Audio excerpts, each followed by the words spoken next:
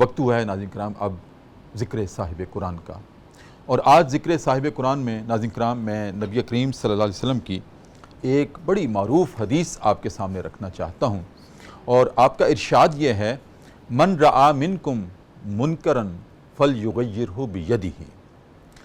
معنی یہ ہے کہ جو تم میں سے کسی برائی کو دیکھے تو اپنے ہاتھ سے روکے، فَإِن لَمْ يَسْتَطِعْ فَبِلِسَانِهِ، اور اگر اس کی استطاعت نہ ہو تو اپنی زبان سے روکے، فَإِن لَمْ يَسْتَطِعْ فَبِقَلْبِهِ هَذَا أَضْعَفُ الْإِيمَانِ، اگر اس کی بھی طاقت نہ ہو تو وہ اپنے دل میں برا جانے، اور یہ ایمان کا آخری درجہ ہے۔ ناظرین کرام، یہ نبی کریم صلی اللہ علیہ وسلم فدا کا امی و ابی آپ کی ایک مستند ترین حدیث ہے، لیکن ایک بڑی اہم بات آج آپ کے سامنے رکھنا چاہتا ہوں۔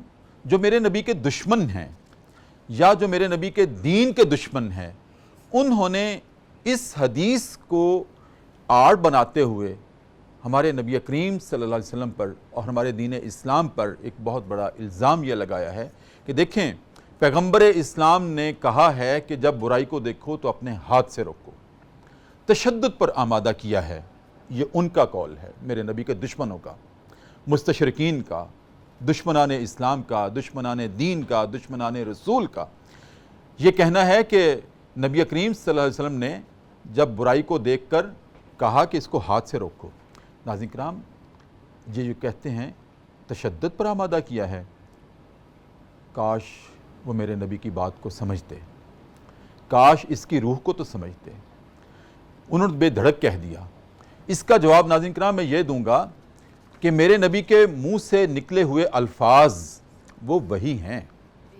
سورہ نجم کی آیت نمبر 3 اور 4 یہ اس کی وٹنس ہے، یہ اس کی شہادت ہے۔ وَمَا يَنْطِقُ عَنِ الْهَوَىٰ إِنْ هُوَ إِلَّا وَحْيٌ يُوحَىٰ، میرا نبی تو اس وقت تک اپنی زبان سے کوئی لفظ نکالتا ہی نہیں ہے جب تک کہ ہم پہلے وحی نہ کر دیں، پھر وہ اپنے لپس کھولتے ہیں، پھر وہ کوئی بات کہتے ہیں۔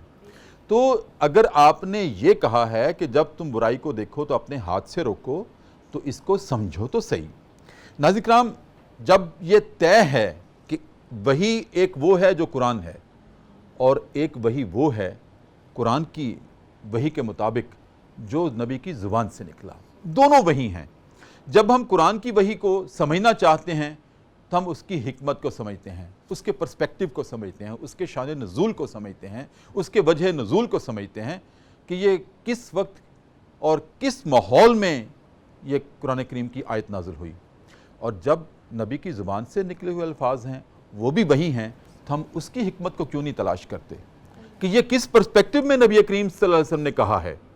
جب نبی کریم صلی اللہ علیہ وسلم نے یہ ارشاد فرما دیا من رعا منکم منکرن فلیغیرہ بیدہ، اپنے ہاتھ سے روکو، تو ناظرین کرام آپ کو بھی عرض کر رہا ہوں اور دشمنان اسلام کو بھی مخاطب کر رہا ہوں، اس سے مراد یہ ہاتھ نہیں ہے، اس سے مراد طاقت ہے، اور طاقت کس کے پاس ہوتی ہے؟